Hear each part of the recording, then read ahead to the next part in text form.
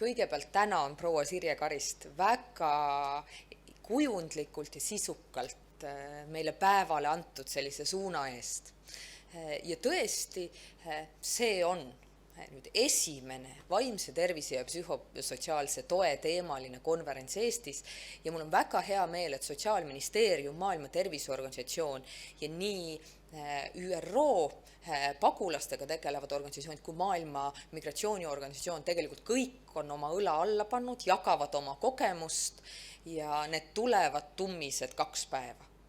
Nüüd, kui vaadata natuke tagasi, siis lemmik näide, mida ma olen jaganud viimati eile, aga siin on paljud, kes ei ole seda veel kuulnud, on sellest, et 5 aastat tagasi, kui ma asusin tervise- ja tööministri ametisse, siis küsisin Sotsiaalministeeriumis, kes tegeleb vaimse tervise teemadega.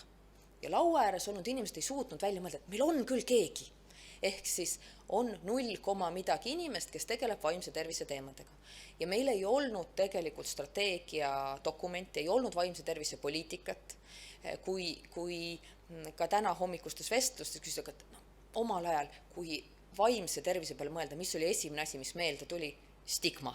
Et kõik vaimse tervise häired olid Eestis stigmatiseeritud. Muidugi teenuste kättesaamisega oli raskusi, aga kogukonna tasandi teenuseid, väheintensiivseid teenuseid, lühisekkumisi meil tegelikult ei olnudki. Ja me isegi ei saanud veel aru, et meil neid ei ole. Ja siis tuli COVID ja siis alustas Venemaa täiemahulist sõda Ukraina vastu ja praeguseks vaatamata sellele, et see kriis on olnud erakordselt keeruline või need kriisid on olnud erakordselt suur pingutus, on nõudnud kohanemist ja kokkuvõtmist ja väga paljude inimeste vaimne tervis on löögi alla sattunud vahepeal, siis praegu me oleme olukorras, kus meil on terve tiim Sotsiaalministeeriumis, kes tegeleb vaimse tervise teemadega. Meil on olemas kaasajastatud vaimse tervise poliitika dokument, millest lähtuda. Meil on lühisekkumised, me teame, kus ja millises suunas nüüd pingutada ja üheskoos jooksma hakata. Kohalikus omavalitsuses on olnud mitu taotlusvooru, et kohalikud omavalitsused hakkaksid kogukonna tasandi teenuseid pakkuma. Nii koroonakriisi ajal õpetajatele ja õpilastele kas või kriisitelefoni kaudu antud nõu ja tugi, aga samamoodi ka sõjapõgenikele antud nõu ja tugi. Et see on meile õpetanud palju, mida täna siis kokku võtta, aga meil on erakordselt palju veel õppida.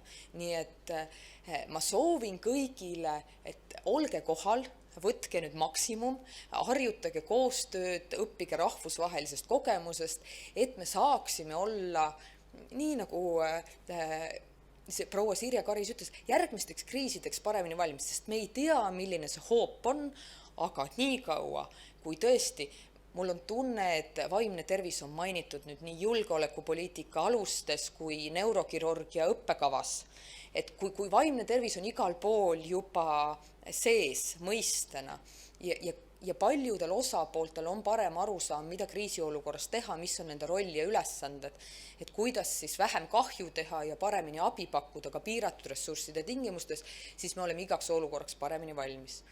Aga, et sisse juhatada järgmist ettekandjat, siis pean muidugi ära mainima, et samas igal kriisil on juurpõhjused ja me võime panna väga palju ressurssi vaimse tervise ja psühhosotsiaalse toe pakkumiseks kriisiolukorras, aga inimeste füüsiline vaimne tervis võidab enim.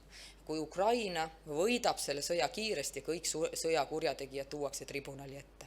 Nii et kahtlemata tuleb pingutada selle juurpõhjuse kaotamise nimel, aga mis see perspektiiv on, kas ja millal see juhtub, et sellest saab rääkides meil juba Joonatam Sevjov.